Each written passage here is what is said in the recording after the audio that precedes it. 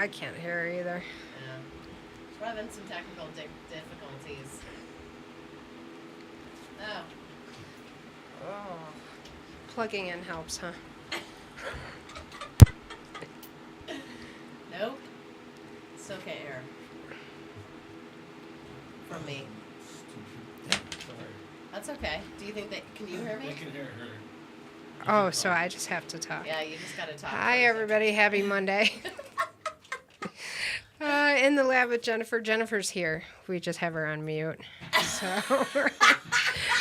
we'll unmute her in a few minutes. But We'll unmute her in a few minutes.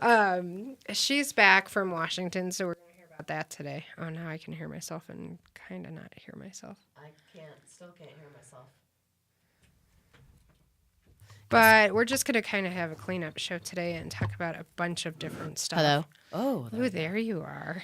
So much better with you. Jill. And we muted her for a little bit. She was getting out of control. Anyway, how we doing? It's gorgeous outside. I know it is, and Jill looks like a lobster. Hey, that's just my Irish self. I look I like love this all it. summer. I go from red to white to red to white to red to white. No tanning involved. That is hilarious. Unlike Chris, our our engineer, who's beautiful olive colored skin, gets beautiful olive colored all summer, I'm sure. My skin's pretty olive colored too. So I really don't get that burnt. But anyway, Should we talk about the science of sunburn? science of sunburn. We need to get a sunburn expert on. So I just got back from Seattle, Washington. Was there at the Washington State Liquor Board Testing Summit. That's basically what they called it. No, actually it was called the Marijuana Testing Monograph and Lab Accreditation Meeting Goals and Discussion. So I was there with the top of the line lab chemists and lab owners from, I would say, across the country. But let's see, there was Montana, California, Washington, and Colorado represented, which was awesome. Can Labs was the only lab from Colorado invited, or I was the only representative from Colorado invited, so I felt pretty good about that. There was someone from Montana, too, wasn't there? Didn't I say Montana? I don't know. Rose. Yeah. She was great. I don't know how she does it with No I clue. mean, we think it's bad here. Montana's god-awful. It is, and so is Arizona for that matter. But so I was there with the best people in our industry, and it was awesome. I have to say that the Washington State for having this conference and inviting the experts from around the country was very, very good on their part. Let's just say we spent 2 days talking about basically what should be tested, how much should be tested, and everything like that. And so we're going to go into that. Excuse me, and I'm sorry, I'm still recovering from being sick. We're going to talk about that. We're going to talk about the American Herbal Pharmacopoeia's monograph. We're going to talk about what a monograph is and why it's useful. I just lost myself. I can't hear myself anymore. Monographs Hello? are super cool. Yeah, so you can talk about Very you can geeky. talk about monographs because, or at least what it's about, and then Jill's going to talk about a lot that's going on at the Colorado State Capitol with some issues with taxes and 64. So that's pretty much going to be our show today. I'm going to talk a little bit about cannabis science and reference standards, but we did not pull a guest on today because Jill and I thought that we would just fill your hour with just us. It's the garbage show. Oh, yeah. The garbage Everything show. gets thrown in. Or leftover show. The mat shot. You know how, do you know what a mat shot is? No. So you probably don't want to know, but do you know what a mat shot is, Chris? So a mat shot is, there's a mat at the bar where your bartender Oh, God. makes his shots. And at the end of the night, pour that mat into a glass. Pretty gnarly. My husband used to bartend, and he was the only one who cleaned under the mats, and he would only work like once a Ew. week, and he'd pull up the mat, and you would just see. And that's the thing, like in bars, I only drink bottled beer because they wash those glasses, but in soap they barely rinse them, and then they put them down, rim down, on that mat. That sounds terrible. Ooh. We are having some serious problems today. I We don't should know what's just go going on. home. But they put them down, rim down on those mats, and they're disgusting. So I will Ew. never drink in like a pretty skeezy bar. I won't drink out of glasses. Yeah, I mean, now that you think about it, plus the keg lines, like I bet they don't get cleaned out very often. It depends. I mean, I think at most bars, it's a pretty regular service. But But you're totally right. Having you been to those seedy bars and you get a draft beer and you're like, oh my God, something's wrong with or watch how the bartender hands it to you. Like a not good bartender is going to grab the top of the glass. There you go. Yeah. With the sweaty palm on it. Exactly. Who just Yeah. handled all kinds of money and Oh, and money. I did find out that actually the most contaminated thing that scientists have swabbed is an escalator handle because they don't clean those evidently most places. So needless to say, at the airport, Jennifer did not touch the escalator, but I try to take the stairs anyway. But if I can't, escalator, that's pretty gnarly. But money, or you would think elevator buttons. yeah, Never clean those. ew. I'm feeling pretty microbiological right now. Doing some antibacterial stuff. I am right now. Oh my God, that is terrible. Okay, how do we get off that tangent? Well, I want to know, more about this meeting and why they called it and what exactly did you guys talk about? Because I know we're having feedback again. You keep touching something, just don't touch. Our producer should just go home. Is it me? We don't know what we'd do without him. Struggle. Okay. I know that I talked to, so the guy who in Washington who's doing this is a guy named Michael Steenhouse, and I've talked to him on the phone, and I really don't envy his position because he has a similar background to what I do, which is finance. And so he's Right. like their finance director, and he is trying to figure out how to write rules for testing. So I'm kind of really fascinated about how someone goes from no knowledge to deciding how to set testing standards for the entire state and really the entire country, because we have not seen testing standards anywhere else. Now, if you look at Massachusetts and Connecticut regulations introduced, there's mandatory testing in there, but they still haven't gotten to the point where the standards are. And so Connecticut introduced food standards into theirs, saying, if it has X amount of microbiologicals, it can't be sold. It's not food grade, and I find that interesting because you smoke marijuana or combust it in some way or heat it before it goes into your food. And so I don't know if those are the right standards. So, Well, it's interesting that you say that because we did the same thing there. And we talked about microbial counts and stuff like that, and it's very important. And here in Colorado, Can Labs does potency testing, and we just started residual solvent testing, which again is checking for solvents left in hash. But in California, they do a lot more testing. They do pesticide testing, microbial testing, some do terpene testing. So I learned a lot actually over these past few days because they kind of shared specifications and stuff like that. So yeah, let's back up. So Michael Steenhouse, in finance. Well, let me tell you what, this guy has done so much due diligence since it's passed in Washington. It's incredible. I know he's been out here. I think he went to California. They sent out an RFP requesting guidance on getting stuff ready for legalization. And then he put together this testing summit, which I thought was just, awesome.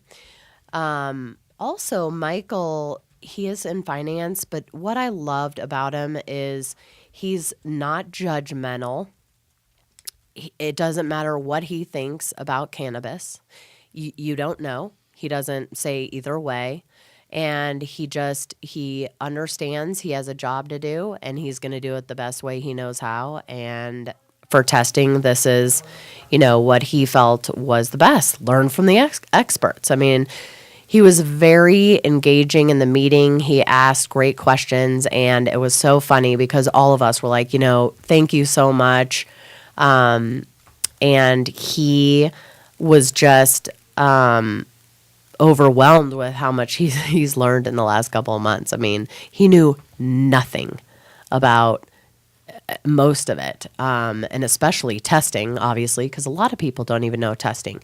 He has learned so much about testing, it's unbelievable. And that's kind of what this meeting was about. Get together, talk about what you've seen in your labs, talk about what you think is going to, create safe and health products for now for Washington, Colorado adult users. And, Can Lab's goal from day one was safe and effective medicine for medical patients. Now it's safe and effective medicine for everyone who wants to try it. And it is just made my skin crawl about what some of these labs have seen. And I'm talking about all kinds of microbials. We've seen Salmonella and E. coli here. Again, my lab doesn't test for those yet, but the original lab here in Colorado did, and they found huge amounts of E. coli and Salmonella from several different grows here. And that's just the people that were responsible enough to test. So I can't even imagine what they would find in the bottom of the barrel grows that still exist today. But they have seen E. coli, Salmonella, they've seen staph, Enterobacter. I mean, a lot of bacteria that I never even crossed my mind that I could get E. coli in marijuana. I mean, really? Well, is it passed by a person, or is it, my thing is the compost teas, I think. Okay, compost teas. Let's talk a little bit about that. Why? Because you've shared that with me before. Well, the compost teas they're actually healthy. Well, what are they? Let's back up to assume no one knows. So we talk about blue sage microbes, which I love that idea and the concept because they add, not all microbials are bad, and they help growth in the plant, they help flavor, they help a bunch of different stuff, but it's basically fertilizer, and fertilizer shit. And so fertilizer's what? Shit. Oh. Poop. Sorry, I'm not allowed to No, swear. it's okay. It is. I didn't know you said shit. Various kinds of poop from Okay. different, and whether it be fish poop or bat guana or whatever other kind of fertilizer is being used. So compost teas evolved where people are they're mixing their own, brewing their own tea. And so they'll have any combination of a bunch of different things, and then they apply it to the plant. So then you get splash up from the dirt to some of the leaves. And so I think that's where some of the Salmonella and E. coli is coming from. I bet you money that is. And so if, you're not very careful with your application and you're getting a bunch of splashback, then you're going to have that. And then you have trimmers. Isn't that crazy? Trimmers with dirty Okay, hands. so that was my guess. People aren't washing their hands. You're age old. I don't know how many dispensaries, grows, everywhere I've been, and no one's wearing gloves. No one's wearing gloves. And of course, at the dispensary, hopefully they're using tongs or some kind of utensil to get your beautiful buds out of the jar. But I've been in grows where people are touching all kinds of plants and no gloves, coughing, blowing their nose, all of that stuff. And it goes right onto the plant. But anyway, we got to take a break. We'll be right back. Blue Sage Microbes unveils the ultimate in superior soil, Ideal Soil, a 16-quart bag of the best growing soil ever engineered. Superior plant health and vitality is a direct result of the structure and chemistry of your soil. How good is your growing soil? Is your growing soil really balanced? How do you know? Well, Blue Sage Microbes has a newly designed growing soil that is the most advanced growing medium ever offered for cannabis cultivation. This is the only brand in the marketplace that provides growers with an ideal soil structure designed to work specifically with their cultivation systems. You will have your best grow results ever. Call now for a special introductory offer, 888-959-8551, or log on to bluesagemicrobes.com and experience a new level in growing. That's 888-959-8551. This segment was brought to you by The Farm, a medical marijuana care center located at 2801 Iris Street in Boulder. The Farm carries premium cannabis, edibles, and Hummingbird brand products. Visit our new cannabis lifestyle store for your local artesian glass, vaporizers, and hemp clothing. The Farm has been serving Boulder since 2009. Isn't it time you come and see what we have to offer? Call Canisher at 1-800-420-5757 for all your insurance needs. Canisher understands the risks you face each day, and we are there to protect your business and your investment. Since 2010, Canisher has been serving the cannabis industry nationwide. Call Canisher at 1-800-420-5757 or visit us on the web at canisher.com to learn more about our insurance and risk management services. Proud member of the NCIA.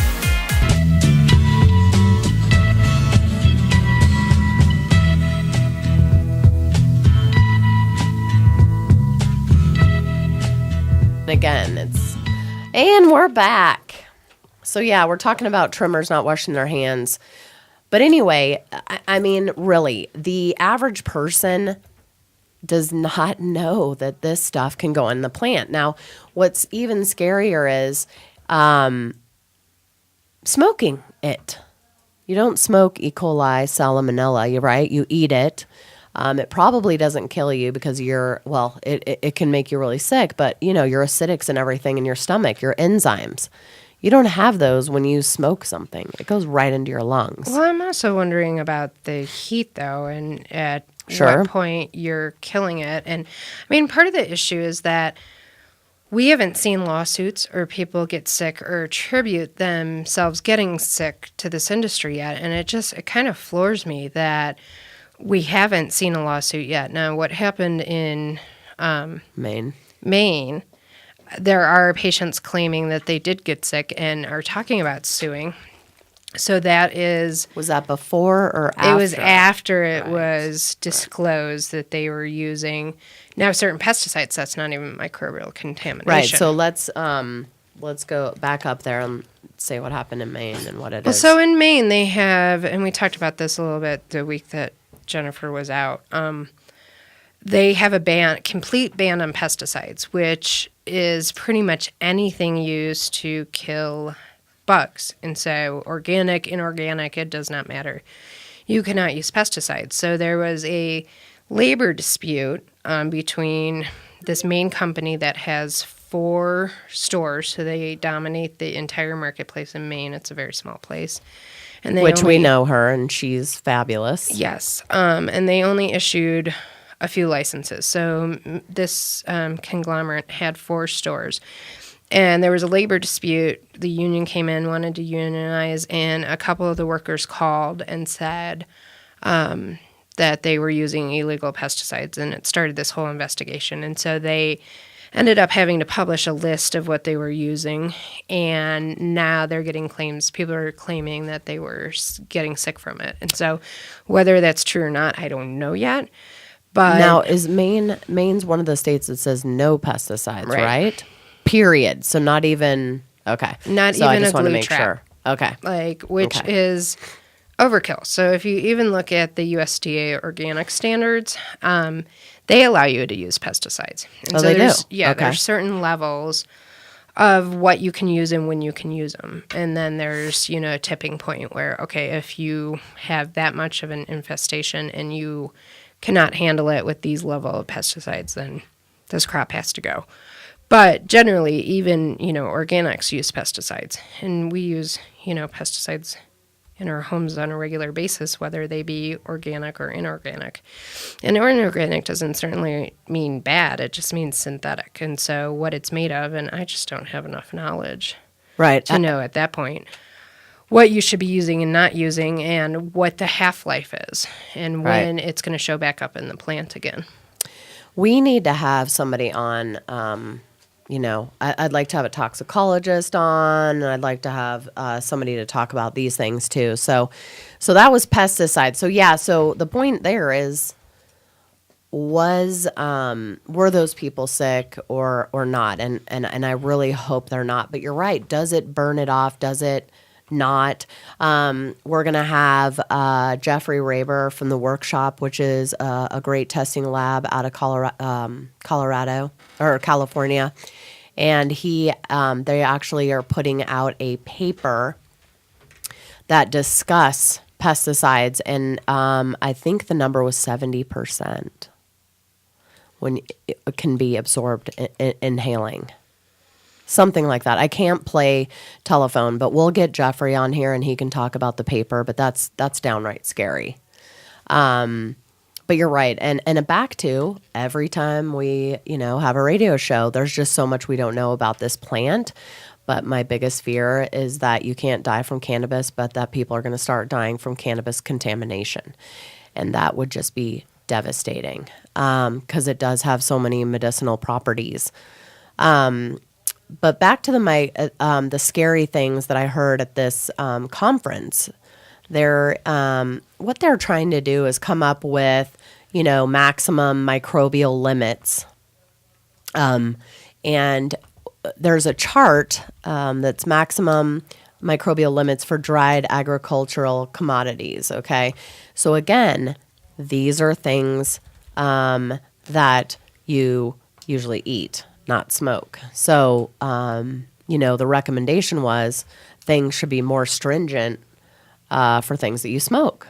So, but again, at the end of the day, you don't know what the consumer is going to do with the flower, so you should test for it. They might put it in their tea and digest it, but most people buy flowers, I would say, to smoke, the large majority, or vape. But anyway, so these standards are incredibly crazy, and I'm not going to go over them, but there's, 6 organizations that we did comparisons with. One is the American Herbal Products Association, which is APA. Can Labs is a member, and so are most testing labs. They're actually coming out with, well, you can speak more about APA. Well, yeah, APA decided to enter the cannabis space back in 2010, working with ASA, Americans for Safe Access, to recruit members from the cannabis industry, and they have a few operators who are in different realms of cannabis, whether it be cultivation, is it me? Cultivation, manufacturing, labs, and then dispensaries. And so they are creating standards, or basically, I'm done. You got to talk now. Oh, You're talking. I'm still talking. I can't Yeah. hear myself. So they've created standards, which are known as best practice operating procedures. And so they do this for many, many herbal products, Dr. Bronner's, Rose Hill, is it Rose Hill? Rose Hips? No, there's a company that does a ton of those herb. But anyways, so almost everybody that's in GNC or in Vitamin Cottage is a member of APA. So APA decided to get involved in cannabis, and so recruited quite a few people to sit on these task force, basically, to create, best practice for cannabis. They have released the distribution guidelines, which is actually for dispensaries and delivery people. And so they are working on the lab standards next to actually provide to Washington, because Washington's been asking for them. And then they'll release manufacturing and cultivation. And it's essentially, this is the best practice for growing clean, safe product. And so APA actually also works with or their sister organization, which is the American Herbal Pharmacopoeia, which is issuing the monograph. And so we can talk a little bit later, I guess, about monographs. Okay. But, I mean, I guess I'm curious, in Washington, you had several different lab operators at the table. Did everybody have the same agenda, ideas, thoughts? Like, is it pretty standard across the board what people think should be applied to the industry? You know what? It actually was better. Was more. We were more cohesive, I would say, than I ever imagined. The only person that was pretty quiet was Canatest, which is TLC, thin layer chromatography, which is a qualitative measurement, not a quantitative measurement. He is a very nice guy, Klaus, and TLC definitely serves its purpose. It's used in herbs for identification, to make sure you can identify a plant. Well, we all know we're working with cannabis, but it also can give you a quick reference to see if, let's say, you have CBD. Now, it can't tell you how much CBD, but it can tell you if you have CBD. So it definitely serves its purpose in identification. But that's about it. So, but as far as everyone else, the majority of us used HPLC. A couple people used GC, and a couple people have both. But no, with this, where I'm going back to are these microbial standards. I can tell you exactly what happened. So anyway, there's American Herbal Products Association. There's the European Herbal Infusion Association. There's the European Pharmacopoeia. Then there's the NSF, ANSI, which is the International Standard, American National Standard for Dietary Supplements. Then there's the United States Pharmacopoeia, which is USP. And then there's WHO, the World Health Organization. Okay, so they took these 6 and kind of came up with, which standard should we follow for microbials? And the certain microbials were yeast and mold, Enterobacter, E. coli, Salmonella, and Staphylococcus aureus. So, speaking of different, so Mike Steenhouse took a vote, and basically it was between APA, which is the American Herbal Products Association, and USP, which is United States Pharmacopoeia, which is pharmacy, pharmaceuticals. So, of course, that standard is going to be more aggressive than your APA standards. And at the very beginning, it was probably split 50-50. A lot of people thought APA, was fine. And then we started talking about the smoking aspect of it. Well, and sorry to interrupt. It's okay. But was there a discussion about the difference between recreational and medical use? And should the standards be different for those two? Or did people just across the board say health and safety is health and safety? We definitely had that conversation for several things, but this one was just health and safety is health and safety. I mean, obviously, if you're, an AIDS or cancer patient, you want the highest, you want the USP, but I want the USP for me too. If I go in, I'm a recreational user, why shouldn't I have the same standards? I mean, if you go, I'm trying to think of something that we recreational take.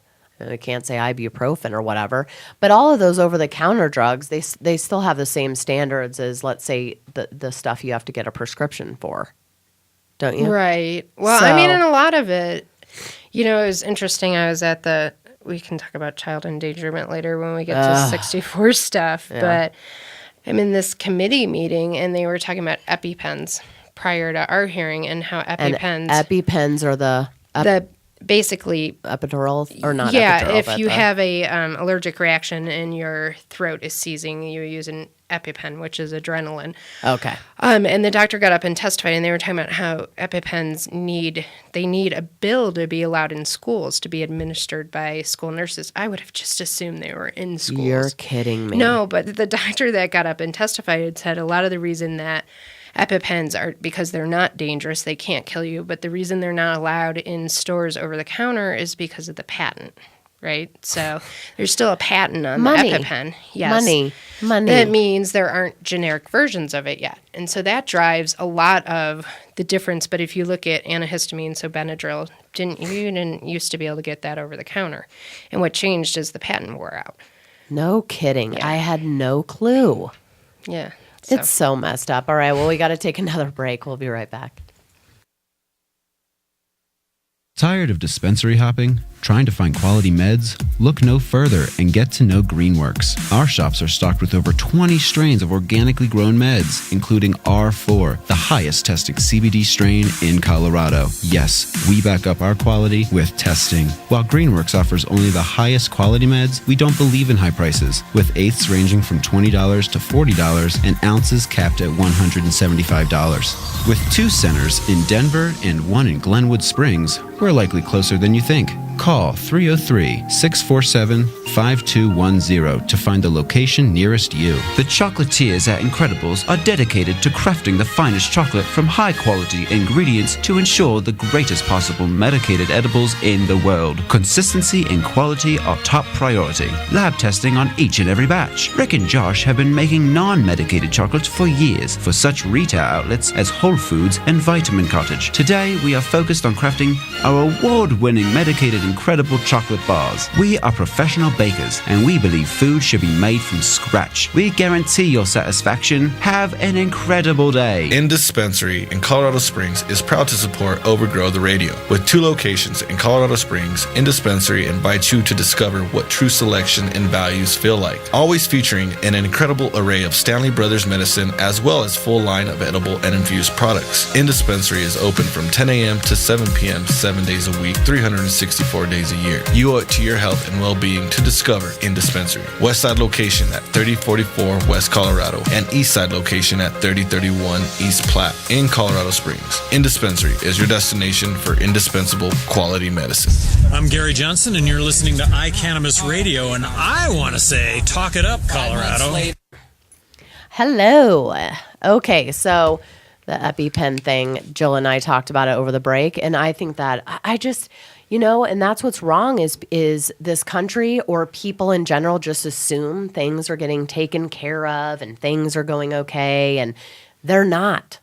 People I need just to get couldn't involved. believe that kids are sent to school without a life-saving Device. tool, and it's all because it's a prescription, and schools can't administer prescriptions without special permission and this, that, and the other. And so, and the worst part is it didn't even get voted on. It got held over because basically a manufacturer of the EpiPen came in and said, we don't think anyone other than, medical blah, blah, blah should be. Really? I mean, but you can buy some to take at home and use it.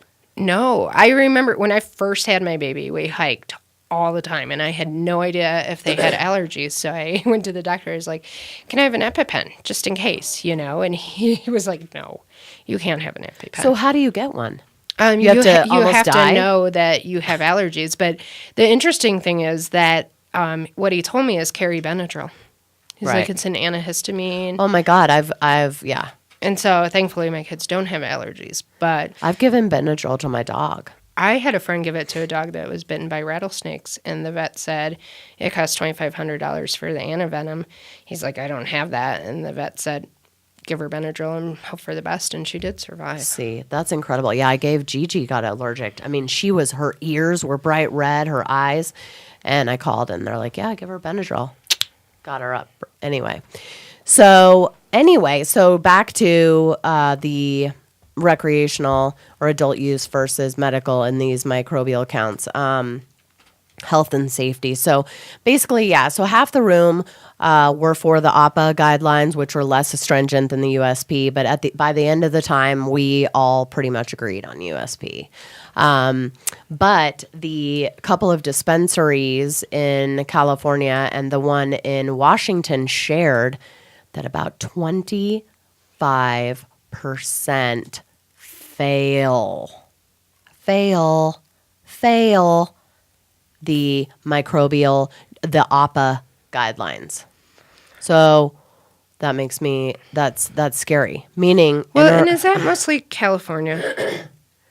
well, that's mostly how we got our data. I mean, because that's pretty much who's Well, I testing mean, the in most. Colorado doesn't have No one's testing that right now. right, and we don't have standards. But I just wonder if the statewide regulation causes people to be any better, because in California, it's still people Oh, of growing course in their it will. garages, Oh, bringing. no, of course it will. Of course it will. I mean, but the whole point of us voting on that, I mean, of course we want, it needs to be more stringent. If you can't grow without bacteria, a normal level, come on. Like, no. Well, and the thing is, people are doing this in the fields for field products all the time. And so when you're Right. studying, I've been working on good agricultural practice applied to cannabis, and it's pretty dang simple. And the number one rule is wash your hands, wash your hands, wash your hands. Yeah. And that's really, keep your tools separated. Don't use the same tools you use to apply fertilizer to harvest. Harvest practices are hugely important Sure. as far as keeping things clean. But if you keep it clean, you should be safe. But, my thought is that a lot of this might be coming from those teas and the fertilizers that people are applying and doing that improperly. I bet. And guess what, though?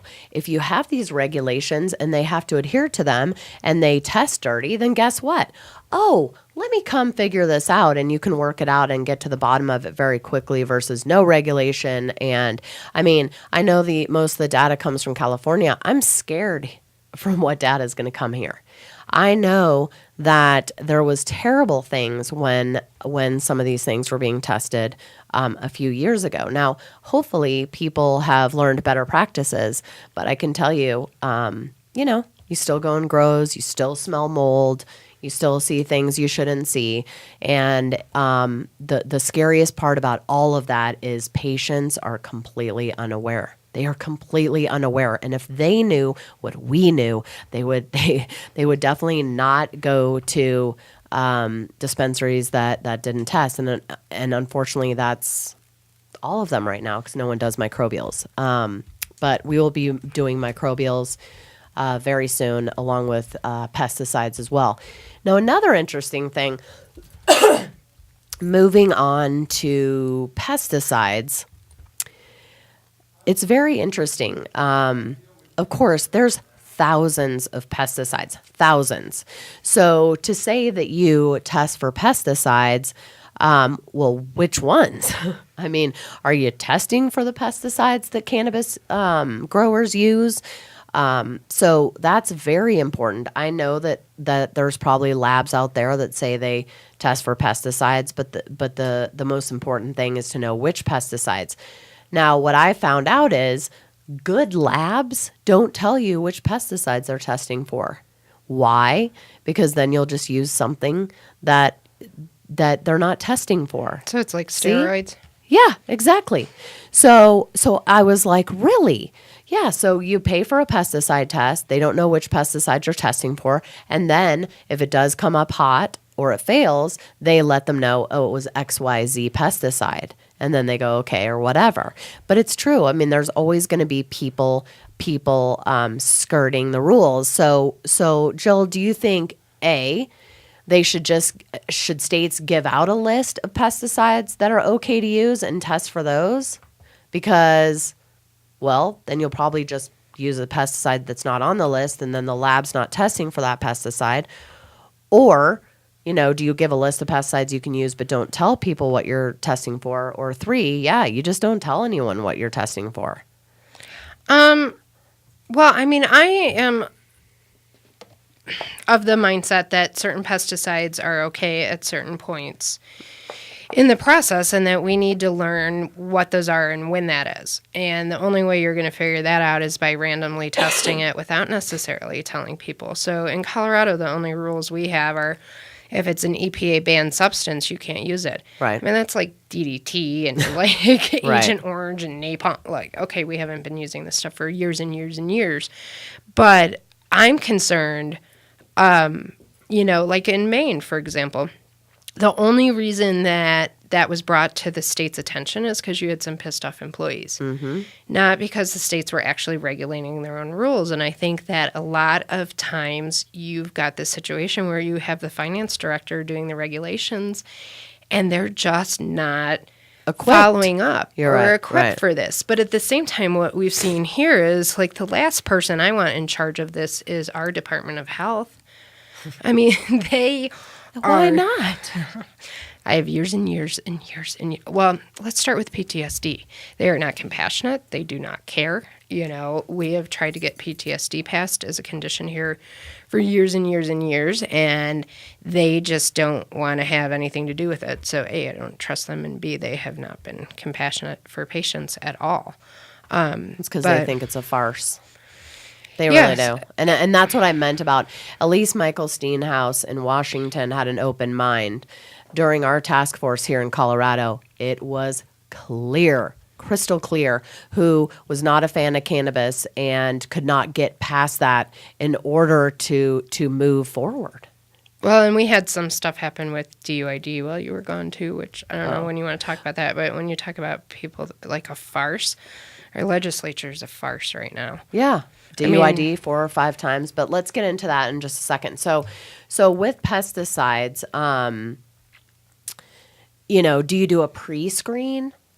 Some of the labs in California do a pre-screen with a certain technique. And then if it's hot, they will run a GC. They will run it on the GC. Now, why not the HPLC? Like, is HPLC you can't because it's a you have to. Well, wait a second. What is the?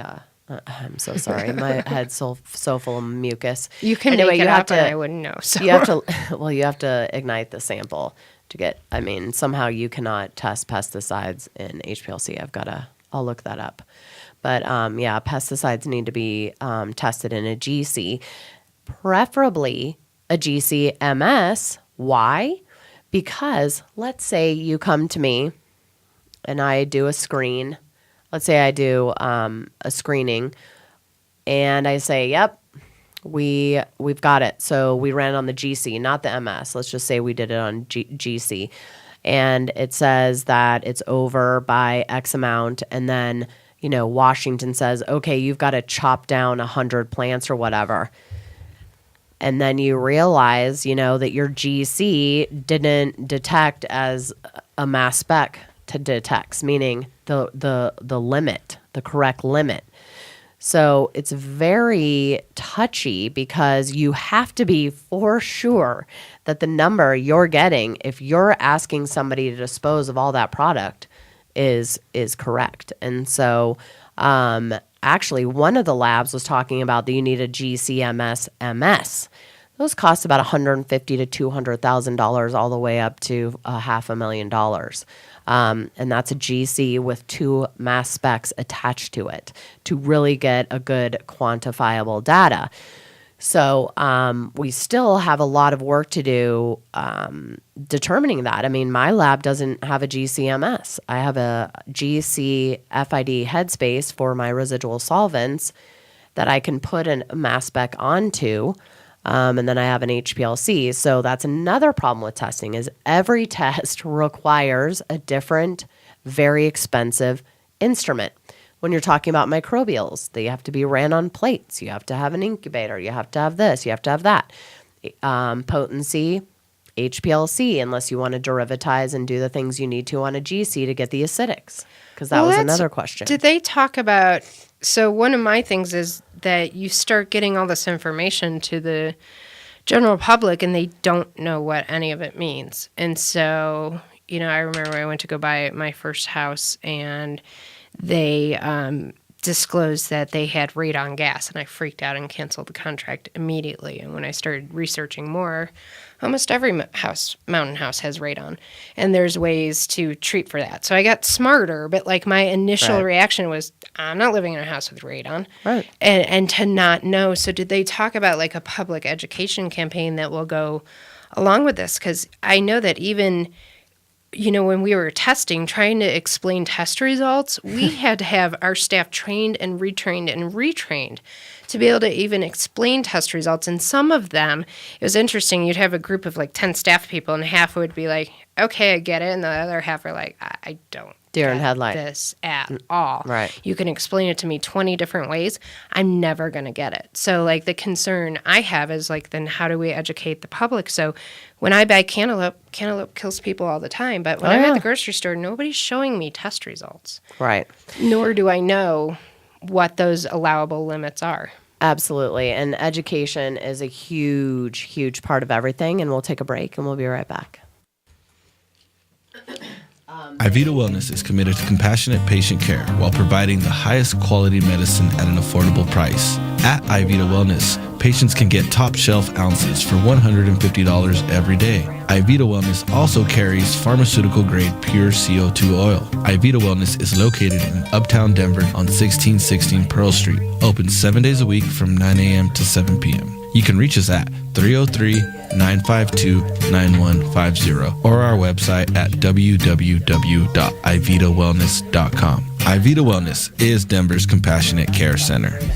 Cannapunch is a delicious and effective medical marijuana beverage proudly made right here in Colorado. Each bottle is freshly infused with 100% pure flower extract from the highest grade marijuana plants available today. Using proprietary extraction methods, every bottle of Cannapunch is consistently and reliably infused with an exact milligram dosage that you can count on to relieve your symptoms each and every time. Cannapunch is delicious. There's never any medicine-y taste. We use only 100% cannabis flowers. No trim or byproducts are ever used in Cannapunch. It does not require refrigeration and comes in convenient, resealable multi-dose bottles from 60 milligrams to 200 milligrams. We have drinks with dosage that works best for you. Cannapunch is available in a variety of delicious flavors like black cherry, watermelon, pineapple mango, and blue raspberry. They and haven't. we now have strain-specific beverages available just for you. Cannapunch is delicious, convenient, consistent, and effective. Give it a try and experience the Cannapunch difference. Dixie Elixirs, the patient's choice for alternative medical marijuana treatment, brings you Dixie Botanicals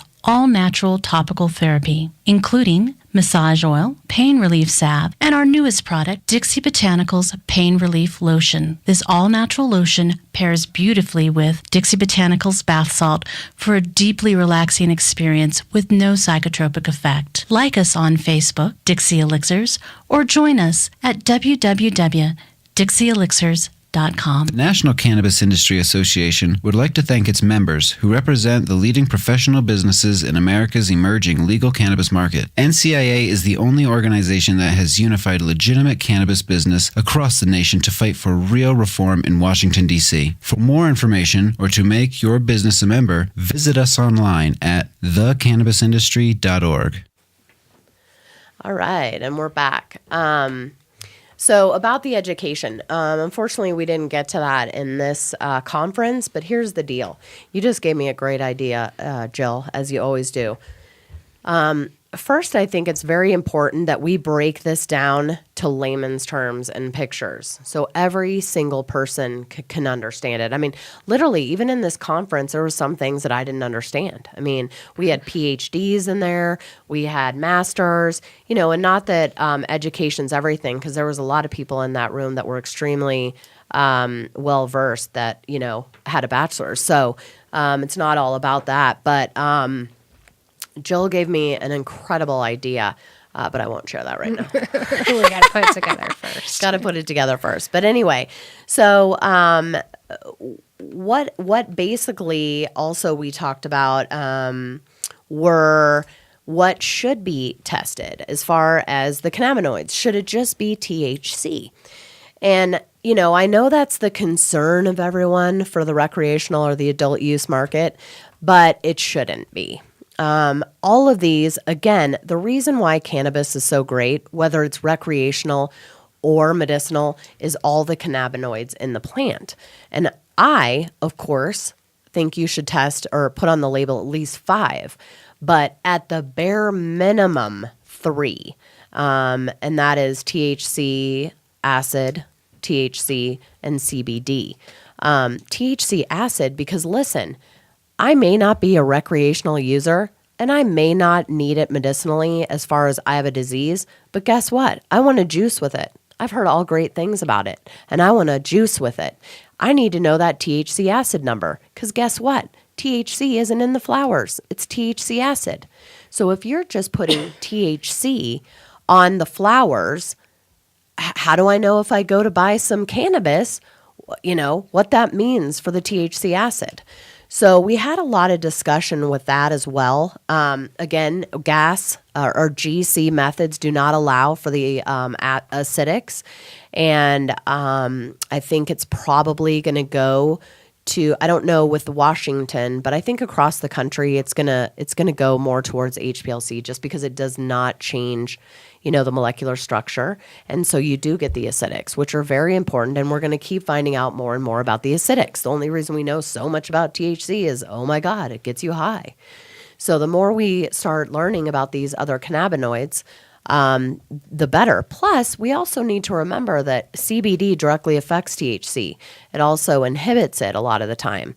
So, even if you're a recreational user, I know a lot of people that look for a certain ratio even for that, even for the recreational part, THC gives a lot of people paranoia. A lot of people. CBD helps counteract that a bit. So if you get a little bit of both, even recreationally, it could be better for you recreationally. Meaning, let's take an example. A lot of people I know don't drink tequila. Why? Oh, yeah. Because it makes them crazy. A lot of people don't like wine. Why? It makes them tired, gives them a headache. A lot of people don't like beer, So it's the same recreational for the plant. But isn't that interesting too? Like even with alcohol, so you can look at proof and see how much percentage of something, but like people's reaction to tequila versus whiskey might be exactly the same proof, but a completely different reaction. It's the stuff in the dark versus the light alcohol. A lot of that, I learned that in college. Oh, really? They're called cosinagers, I believe, that you're supposed to get less of a hangover with clear liquors versus the whiskeys and the tequilas and stuff because of cosinagers. But that was a long time ago, so I don't know if that's even the right word. But it's true for you're me. right. You're right. But and again, so that's trial and error, right? But again, it's just different things for different bodies. So to me, why shouldn't the patient or the recreational user get to know everything? Why don't they get to know everything? And I think that that's kind of what a lot of people decided in this liquor board thing. The other thing was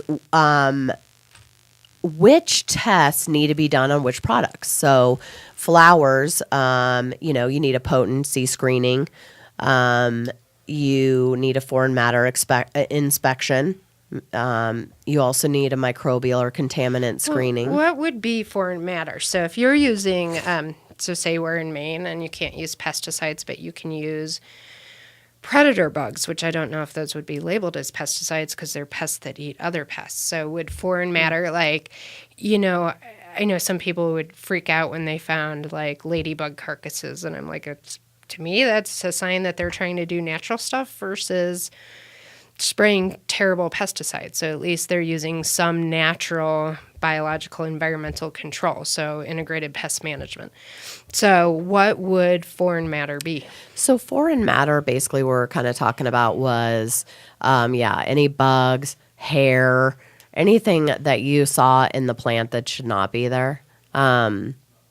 So it's just kind of more of like a visual check. It's not like mold or mildew or anything like that. So, but if I came in and said, here, I'm bringing these samples in and I use ladybugs and there may be a few wings in there, would you as a lab operator expect to see that and not report that, or would it be reported? Because like these kinds of things, operators are like, they will decide what to do based on the regulation or the outcome. So if you're going to say you're going to fail for foreign matter, I'm going to stop using ladybugs and well, I'm not, but somebody might stop using a more natural method and instead use a toxic pesticide that, like you said, hasn't been labeled yet. Well, and that's a very interesting question. We kind of didn't really talk about that, but what goes along with that was sample collection. Okay.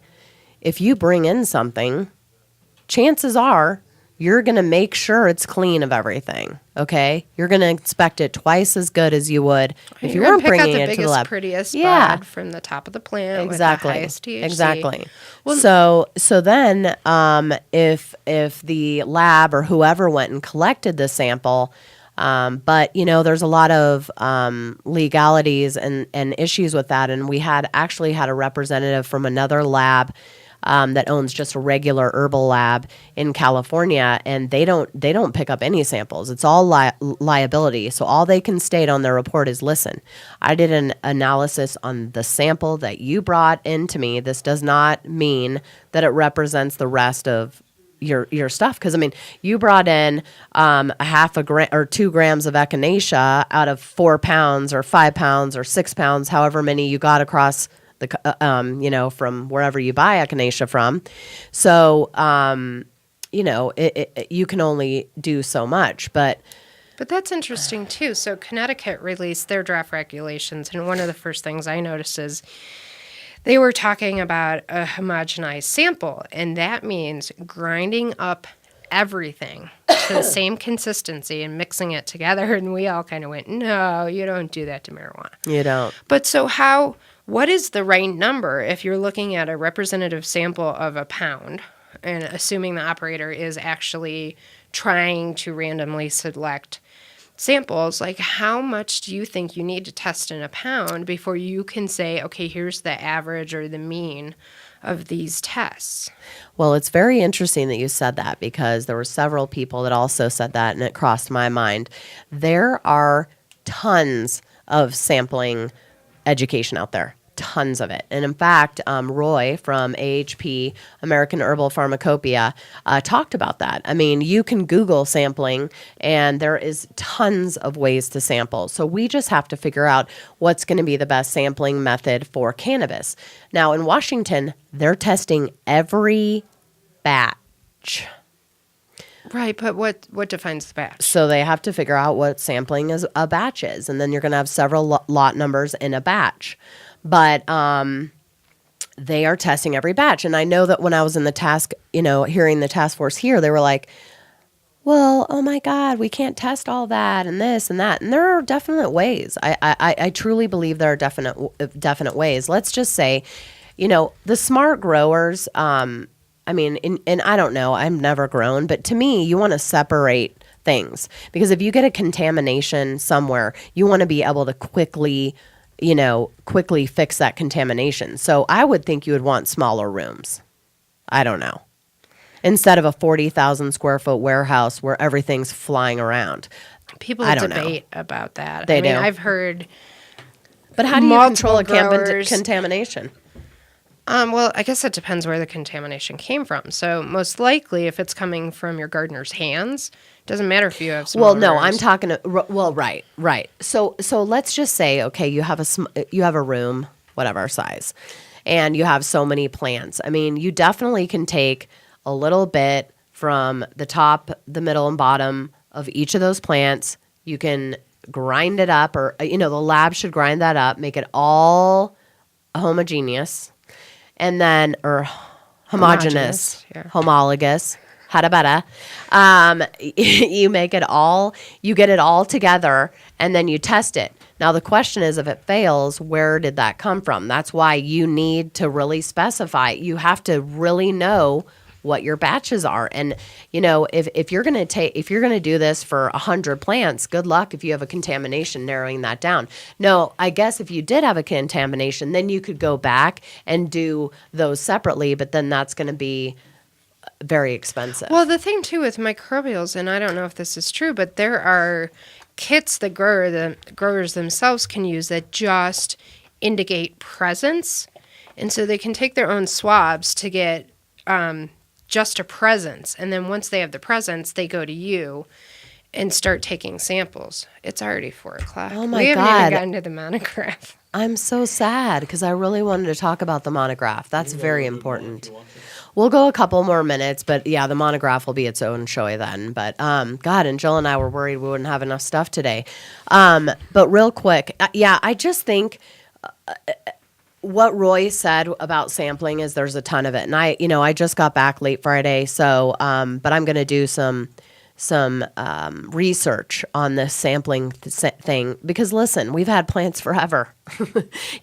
There's got to be efficient ways to do sampling, but it's not take the top bud from the same plant every time. And that's kind of what I'm scared about. If you leave it up to the grower, is he going to, if you set some rules, you have to do this, and this. Is he going to? Or is he going to have his jar that he knows is clean give you, you know what I mean? Like his own home grow stuff. You bet. It depends what their motives are, right? If their Well, motives right. are to improve their grow, they're going to take random samples to get real test results. And I hope that would be everybody. If their motive is just marketing, they're going to pick the very best bud from the very top branch that had the most light. I know. And So if we have to their- figure that out. If their goal is bypassing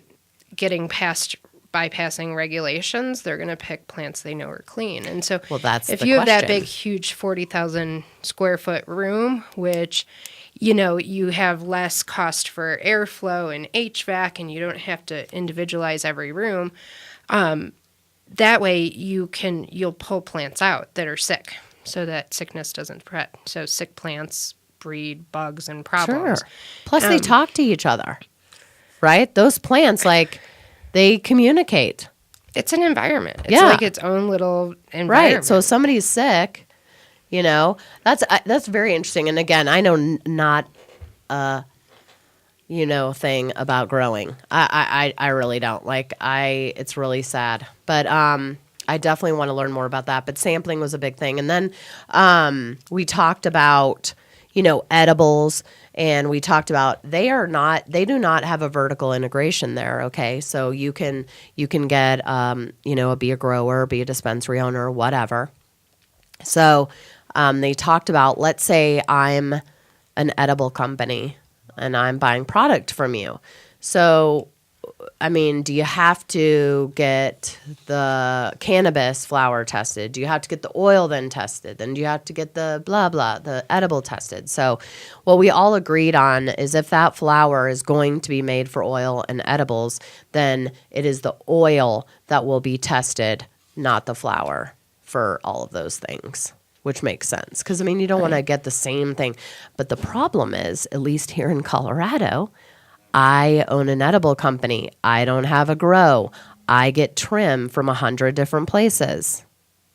You're So- only supposed to be able to use 5 different batches to make your edible product, but that's not enforced either. I did not know that. But Yes. anyway, so 5. Let's say I get 5 trim from 5 different people. And then I test and I get hot oil. What's going to happen? That's why you need to make sure that before you buy anything from anyone that it's tested, because then they're hot, they're done. That oil's over, and they have to go back. And how are they going to? They've already paid the vendor. Well, if they're doing good work and following, the standards like APA and other people will release, they should have every batch labeled that they've taken in. They should have a recording called a manufacturing log that should record each batch that went into that oil. Well, sure, And so but then you have to go back to right. those 5, and then if I was one of those 5, I certainly wouldn't give a sample of that trim. Well, and the thing, Right? trim itself can get moldy when it's just sitting there Sitting in there. the trim machine, and so And in trash bags, you have to and hot. you heat. have to cure your trim too. Right, you do. There's Or so freeze it. much, or freeze it. So- But I just, we'll have to stop there. But I just wanted to again say, thanks so much for the Washington Liquor Control Board and Mike Steenhouse and Jody. Oh, she was such a peach. She's the assistant that put it all together. It was ran really well, and I learned a lot, and I think all of us did. And Washington, great job. Let's see if Colorado can pull something together, and we'll have to talk about 64 maybe a little bit next week. So We'll know lots more. yeah, that's true. We will. So that's probably going to be a better time. So next week we have Nick Tannum, or as people know him, Selecta Nicotee. He is a DJ, but he is also a very famous solventless wax hash maker. No, this is not bubble hash. He has actually coined and trademarked the term solventless wax, and he recently won the Cannabis Cup, and we're very excited to talk to him because we've had many people on here that use solvents to make hash, and now we're going to have somebody that doesn't use a solvent and gets amazing numbers as far as potency for cannabinoids. So actually, you really don't have to use solvents if you don't need to, and we're going to find out why next week. Yay. Yay. All right. Thank you so much. We'll talk to you next week.